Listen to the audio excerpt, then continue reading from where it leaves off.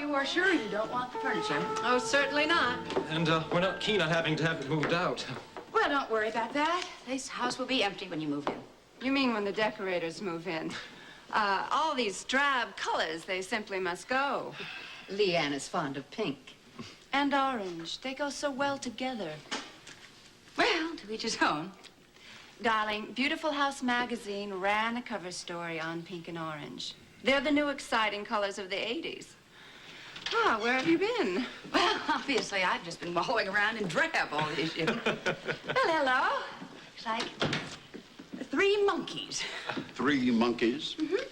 Hear no evil, see no evil, speak no evil. Well, I'm going to speak, Monica, and you're not going to like it. Oh, please, Alan, let me do it. Now, all day long, I've been planning my speech. All right, Father, you go ahead then. Oswald, Leanne, get out of this house. What? You folks aren't moving in here. I don't understand. We bought this house. Not for me, you didn't. Alan, excuse me, this is my house. I can sell it if I want to. I'm afraid not, my darling. What are you talking about? You gave me this house. And we bought it. We have a deal. Oswald, do something.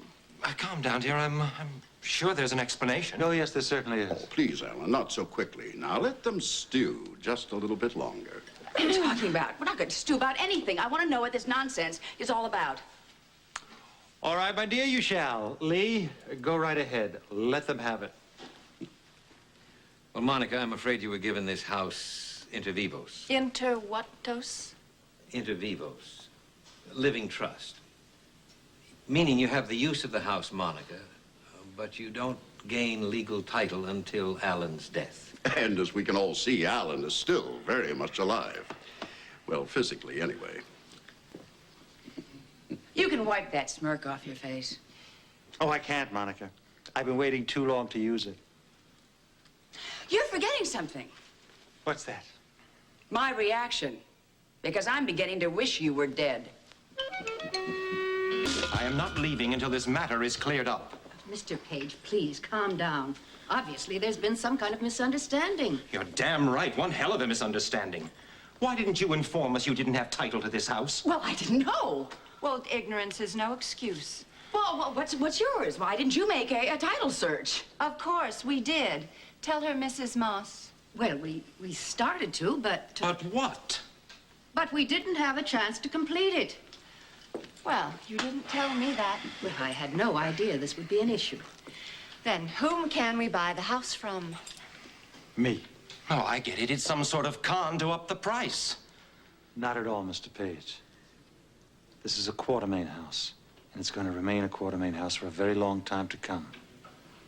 But I've already engaged a decorator. I have hired the movers. My lord, I have even filed a change of address. Well, we'll see that your mail is forwarded. Just leave us your address. And I hope you have a nice drive back to New Rochelle, or whatever that little suburb is you hail from. Oswald, are you going to let them talk to us like that? And we need to get our coats. We'll mail them to you. Come along, dear. It's pointless to argue with vulgarians. Well, goodbye, Ozzie. It has been a pleasure not knowing you. You haven't heard the last from us. Any of you. You signed an agreement to sell us this house, Mrs. Quartermain. And based on that agreement, we have incurred a great deal of expense. I expect you to pay us back every penny. And if need be, I shall hire a lawyer and sue to get it. What you've done is nothing short of criminal. Good day.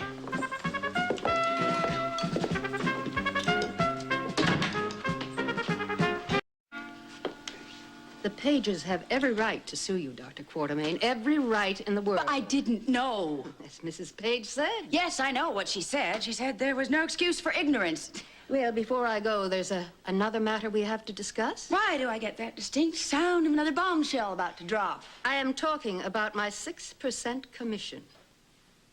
But there wasn't any sale on this house. Well, that doesn't make a difference. I did my job, and I expect to get paid for it. And I sincerely hope, Dr. Quartermain, I will not have to sue to get it.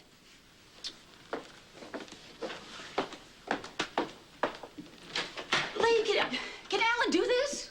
Yes, I'm afraid so, Monica. The papers were all drawn up for tax purposes, so they're perfectly legal.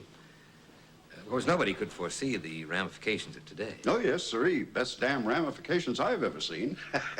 I think I'd better go. Yes, of course, Lee. Oh, and thank you for all your help. This family owes you a debt of great gratitude. Monica, your French hairdo is drooping. All right, I concede this round. But there are many more, and I am not down for the count, not by any means. You shut up.